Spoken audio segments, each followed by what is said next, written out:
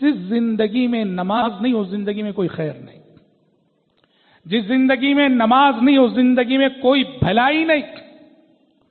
مسلمان اور نماز نہ پڑھے، مسلمان اور زندگی میں نماز کا اہتمام نہ ہو، اور پڑھے بھی تو جیسے وقت ملا تو پڑھ لیا، نہیں تو پھر دنیا مقدم ہے۔ نہیں میرے بھائی، نماز کا اہتمام یوں ہونا چاہیے، ہماری زندگی کی مشغولیتوں میں سب سے اہم مشغولیت نماز، نماز سے بڑھ کر کوئی مصروفیت نہ ہو، نماز سے زیادہ اہم کوئی کام نہ، اور ہے کیا بتاؤ؟ نماز سے زیادہ اہم کوئی کام ہے اس دنیا میں؟ اللہ کی قسم نہیں ہے۔ نماز کا اہتمام ہونا چاہیے، وقت کی پابندی کے ساتھ، جماعت کی پابندی کے ساتھ ہر نماز کا اہتمام ہونا چاہیے۔ اور اگر کبھی غفلت ہو گئی، کبھی بھول ہو گئی، چوک ہو گئی، فوراً تدارک کر کے نماز دوہرا لینی چاہیے۔ پیارے نبی فرماتے ہیں من نام عن صلاۃ او نسیها فلیصلیها اذا ذکرها، جو سو جائے یا بھول کر نماز چھوڑ دے، آنکھ لگنے کی وجہ سے نماز چھوڑ دے، فوراً جیسے ہی یاد آئے یا جاگے فوراً وہ نماز پڑھ لے۔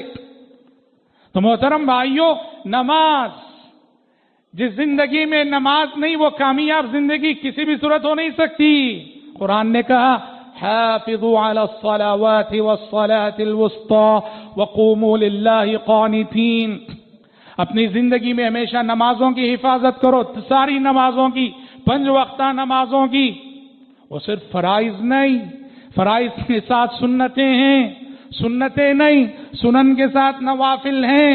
ایک مومن فرائض، سنن، نوافل ساری نمازوں کا اہتمام کرتا ہے، زندگی میں خیر و برکت نماز سے آتی ہے۔ تو محترم بھائیوں، نماز کی پابندی کیجیے۔ ہم 4 نمازیں پڑھتے ہیں، دن میں کوئی ایک نماز بھی چھوڑتے ہیں تو زندگی کی سب سے بڑی غلطی اور زندگی کی سب سے بڑی بھول ہم سے ہو رہی سمجھیے۔ نماز سے اہم کوئی اور کام نہیں ہو سکتا، نماز سے اہم کوئی اور مصروفیت نہیں ہو سکتی، نماز سے اہم کوئی اور مشغولیت نہیں ہو سکتی۔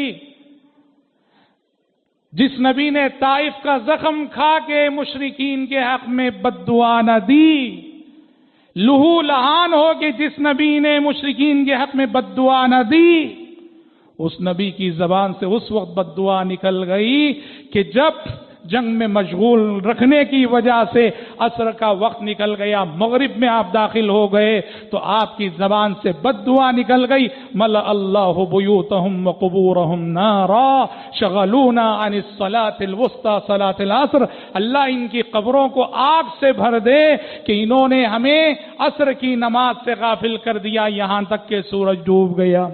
طائف کا زخم کھا کے بھی بد دعا نہیں نکلی تھی آپ کی زبان سے، پر جن کی وجہ سے، جن کے سبب سے ایک وقت کی نماز قضا ہو گئی، ان کے حق میں نبی رحمت کی زبانی بد دعا نکل گئی۔ اسے یاد رکھنا، نماز مت چھوڑیے گا للہ، آپ خود پابندی کیجئے، اپنے بیوی بچوں سے پابندی کروائیے، اپنے گھر والوں سے پابندی کروائیے۔ میں نمازی رہوں، میرے بیوی بچے نمازی نہ، کیا فائدہ ہے؟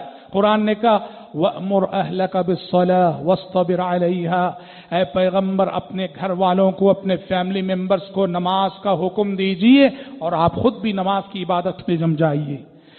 اسماعیل علیہ السلام کی تعریف قرآن نے کی، وَاذْكُرْ فِي الْكِتَابِ إِسْمَاعِيلَ إِنَّهُ كَانَ صَادِقَ الْوَعْدِ وَكَانَ رَسُولًا نَبِيًّا وَكَانَ يَأْمُرُ أَهْلَهُ بِالصَّلَاةِ، کہ اسماعیل علیہ السلام کی خوبیوں میں سے ایک بہت بڑی خوبی یہ تھی وہ خود نماز قائم کر دیتے اور اپنے سارے فیملی ممبرز کو نماز کا حکم دیتے تھے۔